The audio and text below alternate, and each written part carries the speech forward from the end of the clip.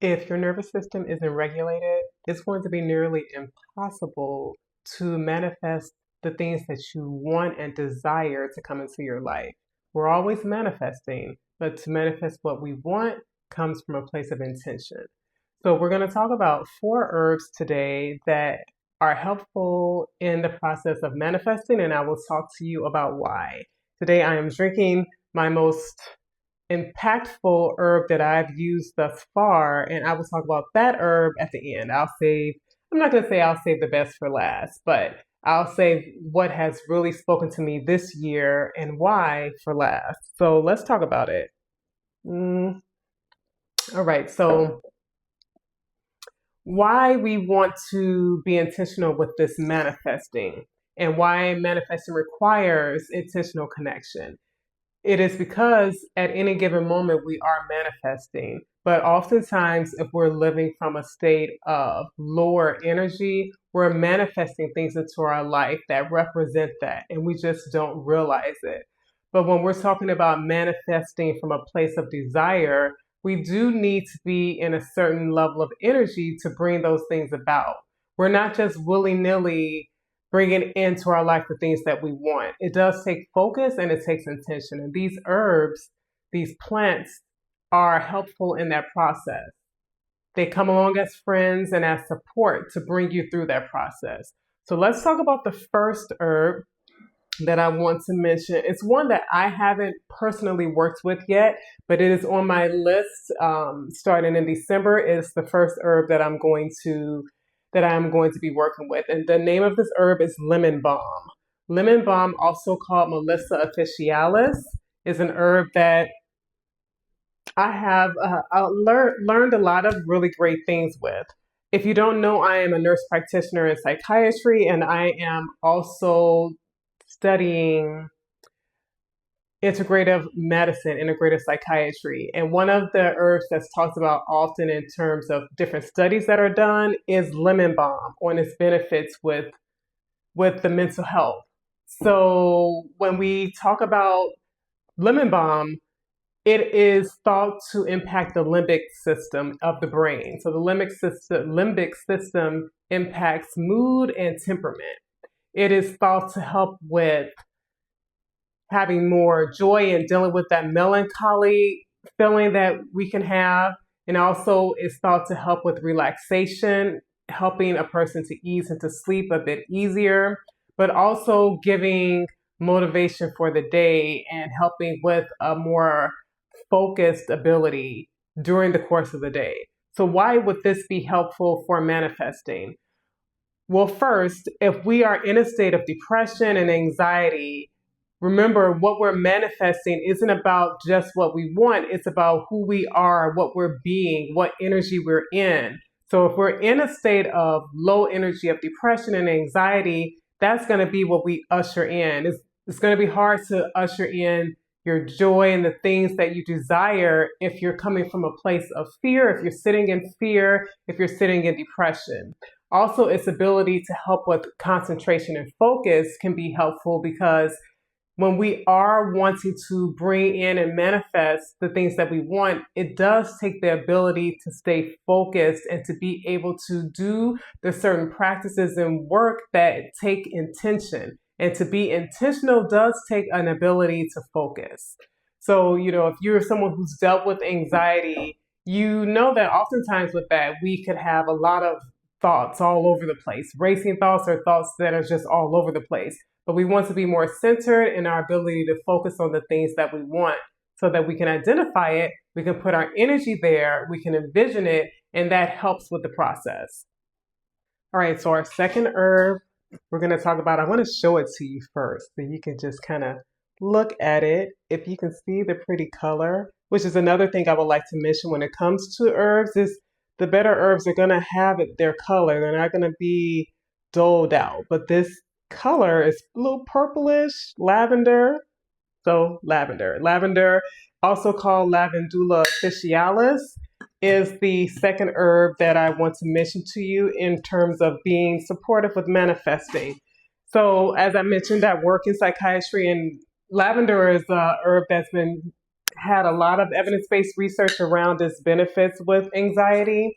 And so lavender can be beneficial in supporting decreased anxiety levels and also dealing with nervous exhaustion. So there's one thing for a person to be wound up and be nervous, but to be worn out and exhausted because there's been so much anxiety, so much nervousness. This has been thought to be helpful with helping to repair from that. So when we think about manifesting and in manifesting what we want, that's what I want to preface. Manifesting what we want, it's hard to do that if we're exhausted, if we're burned out. Have nervous exhaustion makes me think of being burned out.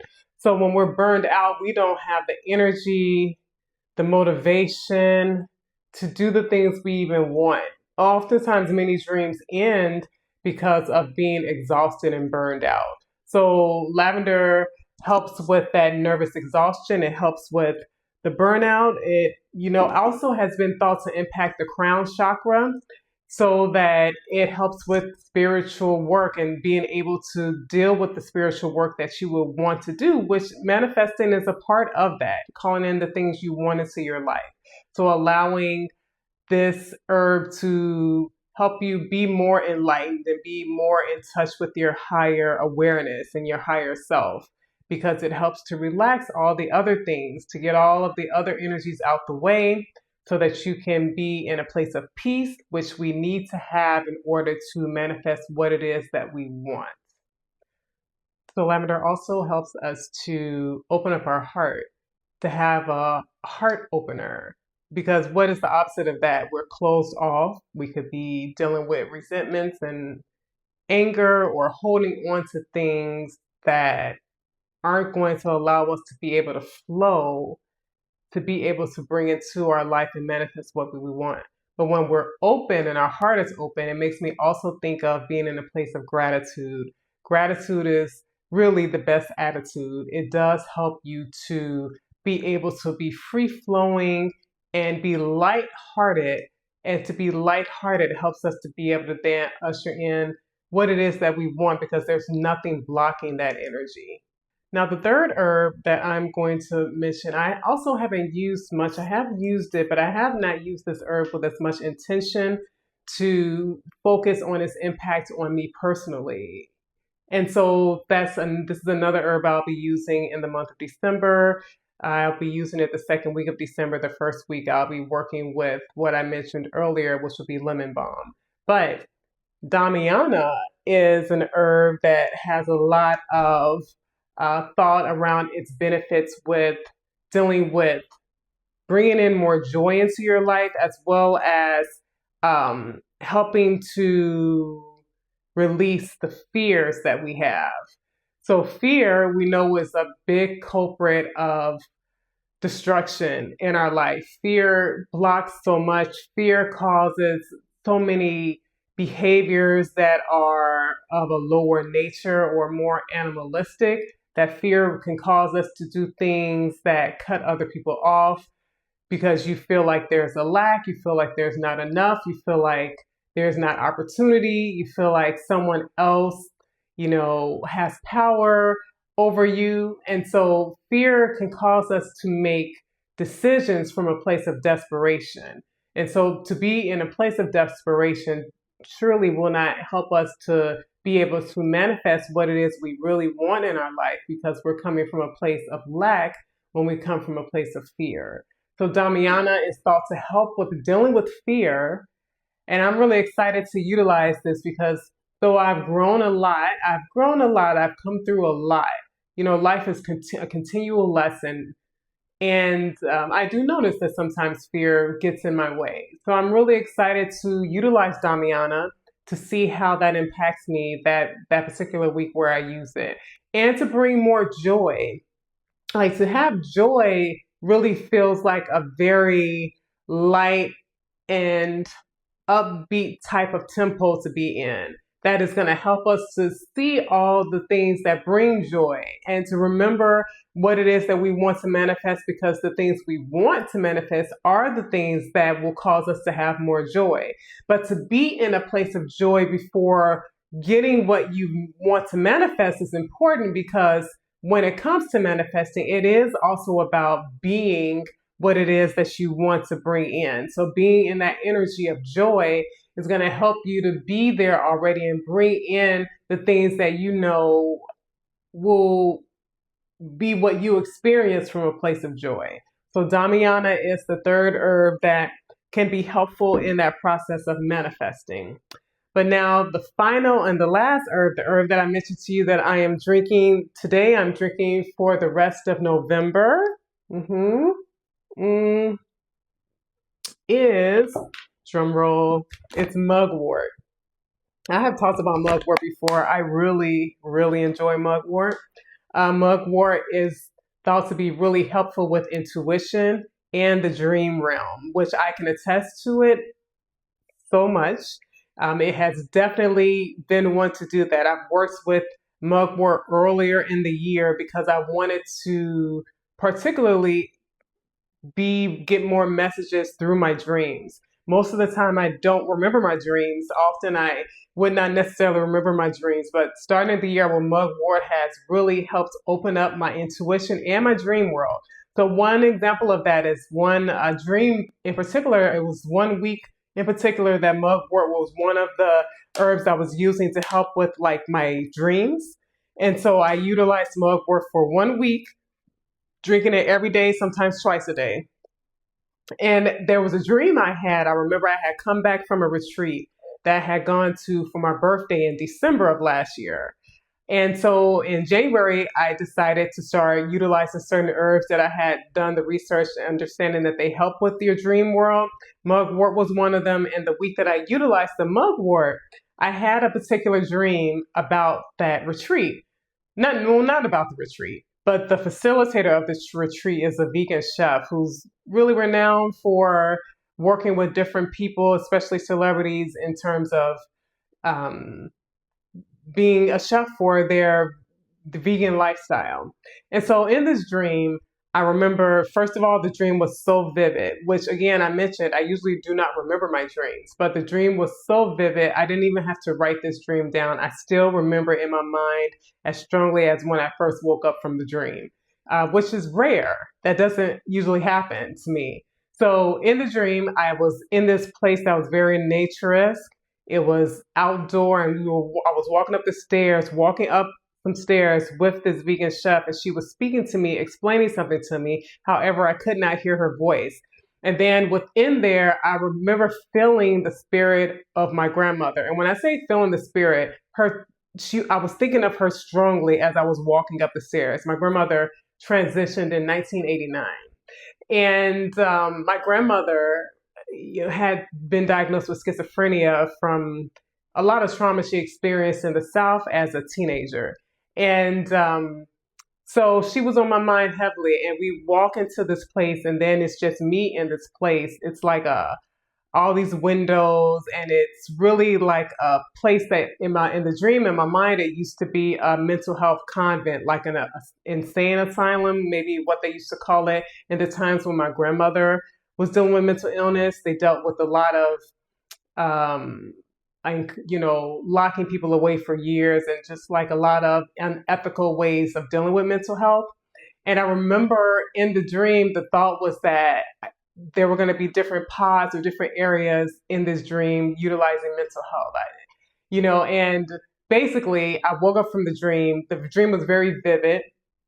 Very vivid. And as I mentioned to you, the vegan chef started out in the dream with me. Now, there's a lot of things about this dream that I've understood to understand the symbolic, metaphysical meaning behind certain symbols in the dream that help to give me more clarity, which I won't go into all of that. But the point is, when I woke up from the dream, it was so vivid and profound. I wanted to share the information with my daughter that I had this dream. And we were kind of crossing ways for a few days where we didn't get a chance to talk about it. But the particular day that we were going to talk about it, when we were both home, I was like, hey, let me tell you about this dream that I had. And she said, okay, one moment, I'm coming.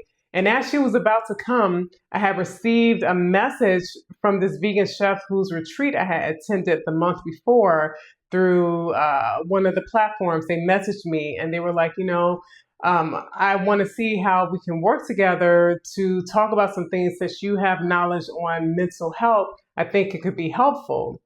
And when they said that, I wasn't thinking about it much. I was reading it. And then as my daughter came in the room for me to tell her about the dream, I remembered, I'm like, as I was explaining the dream, I'm like, wait a minute.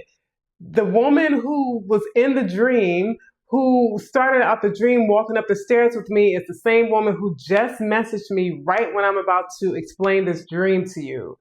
Was the timing of it, the almost prophetic, almost like that, but the fact that it lined up so perfectly in that moment is not a coincidence.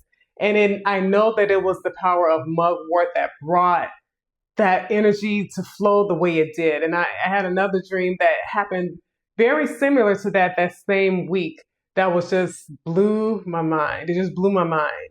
So I say all of that to say that, the power of mugwort, I've experienced it. And even before dealing with mugwort, I had been utilizing herbs through other mentorship and programs I had been in to see the power that the energy of plants can bring into your life to assist you, not to do your work, but to assist you in the process that you have to be a part of.